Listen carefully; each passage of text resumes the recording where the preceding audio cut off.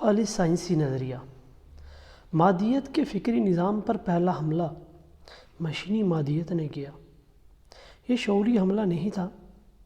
دوسرا حملہ جو مادیت کے فکری نظام پر کیا گیا وہ خالص سائنس کی تحریک تھی۔ یہ شعوری حملہ تھا۔ یورپ میں بادشاہت زراعت کے معاشی نظام کے بالائی سیاسی ڈھانچے کے طور پر قائم تھی۔ یونانی فلسفے میں عیسائیت کے عقیدوں کی تفسیر کی جاتی تھی۔ اس تفسیر کے ذریعے عیسائیت کو بادشاہت کے تقاضوں کے مطابق ڈھال لیا گیا تھا۔ یہی ان کا فکری نظام تھا۔ ریاست کی طاقت سے عام لوگوں کو مسلسل خوف میں رکھا جاتا۔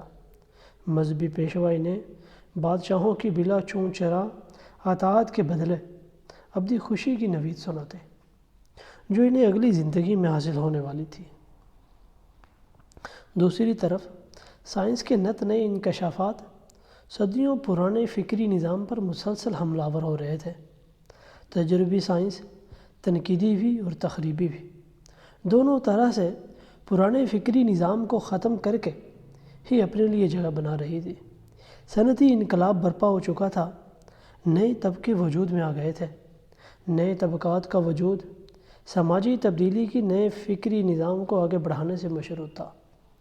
عقیدوں کی بنیاد پر تعمیر ہو چکے پرانے فکری نظام اور سائنس کے انکشافات کی بنیاد پر تعمیر ہو رہے نئے فکری نظام کے درمیان مسلسل ٹکراؤ، تصادم اور جدل جاری تھا۔ پرانے فکری نظام کی پشت پر جاگیردار مذہبی پیشوا، بادشاہ کے خزانے اور اس کی فوج تھی، جبکہ نئے فکری نظام کی پشت پر صنفی انقلاب کے نتیجے میں پیدا ہونے والے طبقے اور مادی حالات تھے۔ فکری جدل پرانے فکری نظام کو اکھاڑتا پچھاڑتا لازمی طور پر نئے فکری نظام کی مکمل کامیابی تک جاری رہنے والا تھا۔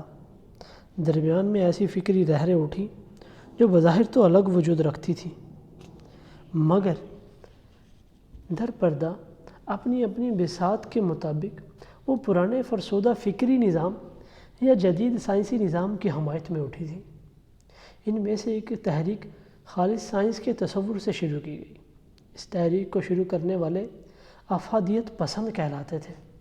ان کا سارا زور اس بات پر تھا کہ سائنس کو ایجادات تک محدود کر دیا جائے اور ان ایجادات کے ذریعے انسانی زندگی میں صرف مادی سہولتیں مہیا کی جائیں جو مصنوعات بنانے والے اور صارفین دونوں کے لیے منافع بخش ہوں۔ ان سہولتوں کو ٹرانسپورٹ، گھریلو استعمال کی مشینری، میڈیکل ٹیکنالوجی کی سہولیات، زرعی پیداوار بڑھانے کے لیے مشینری تک محدود رکھا جائے، جو سرمایہ داروں کے لیے ساری دنیا سے روپیہ اکٹھا کرنے کا باعث بنے۔ خالص سائنس کا مقصد یہ تھا کہ سائنس کے انکشافات کو سماجی مضمرات سے الگ کر دیا جائے۔ سائنس کے ثابت شدہ حقائق کو انسانی سوچ اور فکری نظام پر اثر انداز ہونے سے روکا جائے۔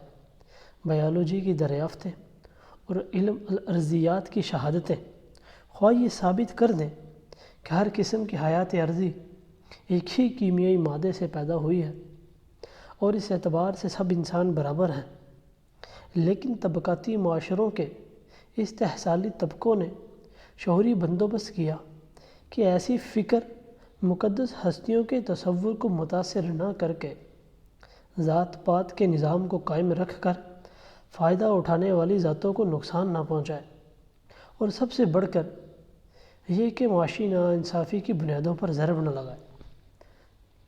یورپ کے کچھ بادشاہوں کو ایسی خالص سائنس بے ضرر معلوم ہوتی تھی۔ سائنسی افکار اور سائنسدان صرف لیبارٹری تک محدود رہے۔ سرمایہ دار طبقہ طبی سائنس کی ایجادات اور مصنوعات سے منافع تو کمانا چاہتا تھا، مگر معاشرتی نظام میں سائنسی فکر کے داخل ہونے سے خوف زدہ تھا کہ اسے ڈر تھا کہ اس طرح استحصال کی بنیاد پر قائم معاشرے کی بنیادیں ہل جائیں گی۔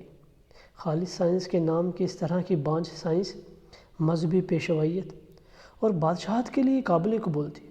اس کے بعد انگلستان اور فرانسیسی یونیورسٹیز کی طرف سے سائنس کی مخالفت 2 صدیاں جاری رہنے کے بعد ختم ہو گئی تھی اور یونیورسٹیوں میں سائنس کو بطور شعبہ علم تسلیم کر لیا گیا تھا۔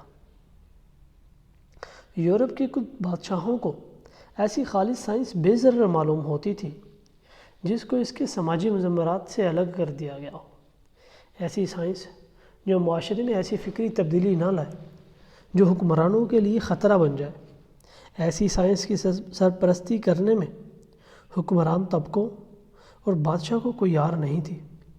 ابتدائی صدیوں میں تو سائنس میں کوئی حد بندی نہیں تھی، لیکن سائنسی تحقیق میں اتنی وسعت پیدا ہو گئی تھی کہ ادارہ تحقیق نے فزکس، کیمسٹری، بایولوجی اور ریاضی کے نام سے جداگانہ شناخت بنا لی ہوئی تھی۔ ہندوستان پر برطانوی قبضے کے دوران ایسٹ انڈیا تجارتی کمپنی نے جو نظام تعلیم رائج کیا تھا، خالص سائنس اس تعلیم کے مقاصد کا لازمی عنصر تھی، کیونکہ برطانوی آقا اپنی رعایا کو اس نظام فکر سے دور رکھنا چاہتے تھے جو غلام کو معاشی طور پر اپنے پیروں پر کھڑا ہونے کی ترغیب دے اور غاصبوں کے خلاف بغاوت پر مائل کرے۔ پاکستان کے حکمران طبقے نے تو روز اول سے بانجھ خالص سائنس کو بنیاد پرستی کے تابع کر دیا، جس سے سائنس نہ تو ہمارے پیداواری نظام کو بہتر کر سکی اور نہ ہی مذہبی بنیاد پرستی کا فکری طور پر مقابلہ کر سکی۔ یہاں تک کہ پاکستان کے معمار اول سمجھے جانے والے سر سید احمد خان کی روشن خیالی تحریروں کو جگہ نہ ملے۔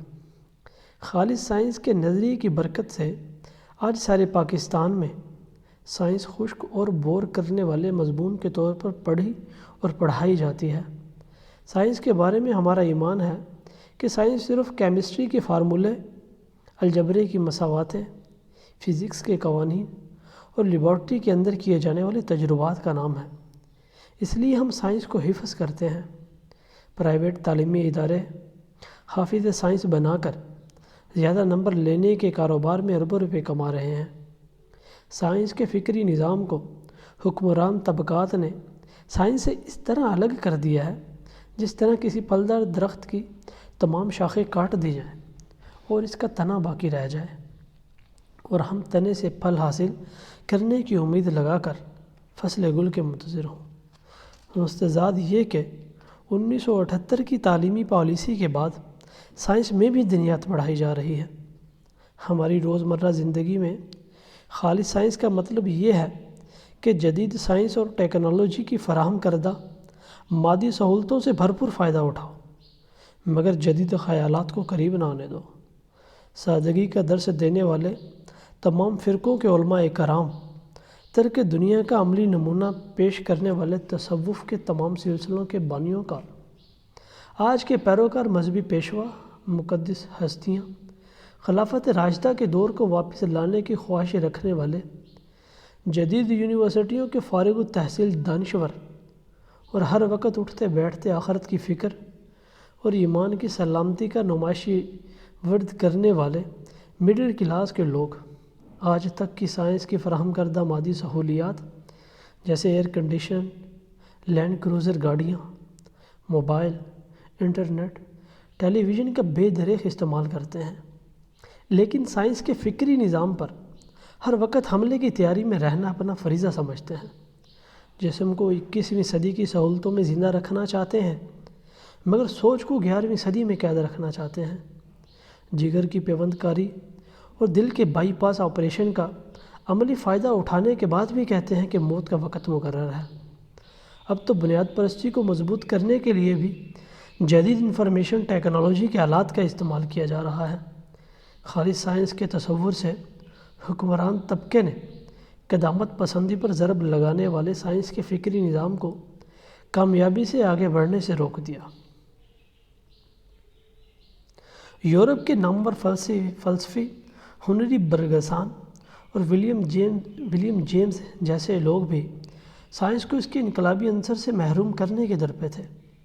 انہوں نے اس تصور کو مسترد کر دیا کہ انسان کے مقدر میں کسی نمایاں بہتری کے لیے سائنس کو بروئے کر لایا جا سکتا ہے۔ دونوں فلسفی الگ الگ فکری طریقوں سے صرف ایک ہی مقصد حاصل کرنا چاہتے تھے کہ سائنسدان صرف سائنس پر توجہ دیں اور سماجی ذمہ داری سے گریز کریں۔ بالکل ایسا ہی آج ہمارے جو 2-4 سائنسدان رہ گئے ہیں پاکستان میں، کیا جاتا ہے کہ وہ سائنس کیوں نہیں کرتے اور وہ سماجی مسائل کے بارے میں بات کیوں کرتے ہیں۔ ایک طرف وہ سائنس کو منظم مذہب اور ریاست کے حکمران طبقوں کے لیے قابل قبول بنانا چاہتے تھے، دوسری طرف سائنس کو سرمایہ داری نظام میں مصنوعات سے منافع کما کر سرمایہ داروں کے لیے منافع کمانے کا ذریعہ تک محدود رکھنا چاہتے تھے۔ اس طرح ان کے خیال میں سائنس معاشی انصاف اور سماجی برابری کا نظریہ پیدا کر کے سرمایہ دارانہ معاشرتی نظام کو نقصان نہیں پہنچا سکے گی۔